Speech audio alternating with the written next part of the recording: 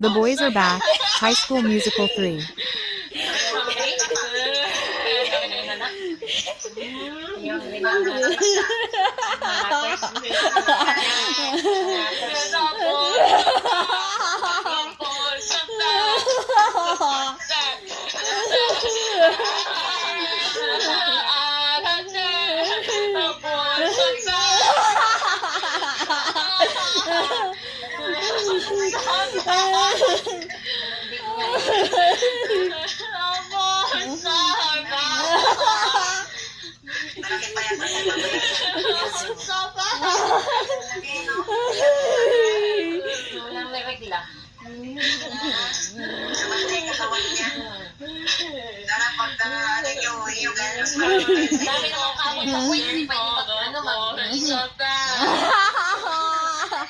Hindi na yung parang smart.